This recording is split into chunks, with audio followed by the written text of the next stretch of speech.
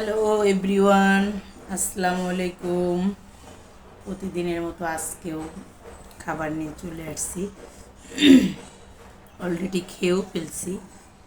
তো আজকে আমার 4 নাম্বার, মানে 4 দিন ছিল ডায়েটের। দেখেন খাবারে কী কী নিছি।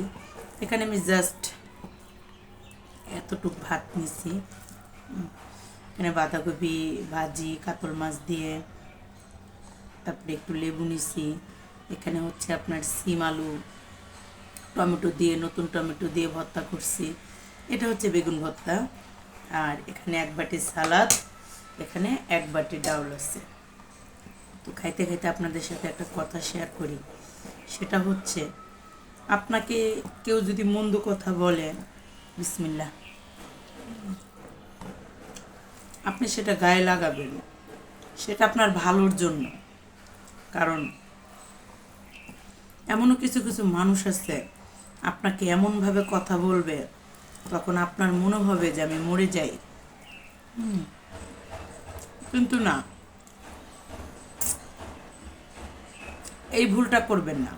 কেন মরে যাব? আল্লাহ তাদেরকেও বাঁচার অধিকার দিছে, আমাদেরকেও বাঁচার অধিকার দিছে, আমরাও বাঁচব। তবে যুগের সাথে তাল মিলাই চলার চেষ্টা করবেন।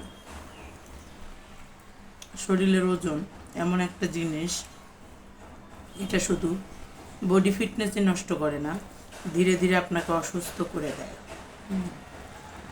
আমি একটা সিনিয়র বিউটিশিয়ান, কিন্তু আজ 12 বছর পরে আমার মনে হয়েছে আমি যে বিউটিশিয়ান, তার কি কোনো রকমের কোনো কোয়ালিটি আমার মাঝে আছে? তো কেউ যদি আমার কাছে কিছু শিখতে আসে বা দেখতে আসে, সে যদি আমাকেই দেখে যে আমি একজন হাউস ওয়াইফের মতো খাইতেছি, জাস্ট ঘুমাইতেছি, আমার কোনো চিন্তা নাই, নিজের কোনো পরিবর্তন নাই, তাহলে তো সে আমার কাছে আসবে না, ঠিক না? তো আপনার নিজের কাজের জন্য আপনি আগে নিজে মডেল হবেন। আপনি আগে নিজেকে পরিপূর্ণ করবেন, তখন দেখবেন আপনাকে কাউকে রিকোয়েস্ট করতে হবে না যে আমার কাছে একটু আসেন, এমনি চলে আসবে।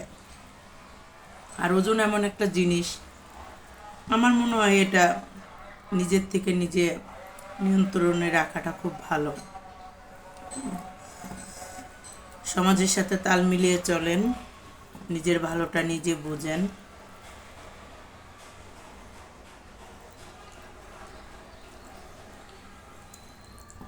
ভাত ছাড়া তরকারি খাইতেছি, খুব কষ্ট হইতেছে, কারণ ঘরে শুধু আমিই খাদক।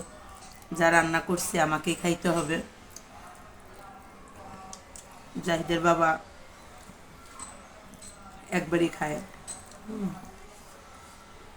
বাসিটা খায় না, আর বাসিটা আমি কাউকে দেইও না।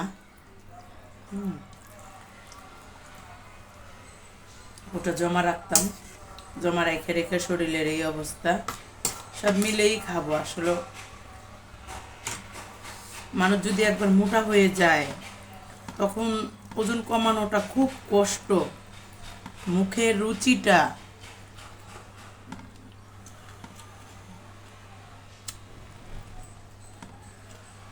একজন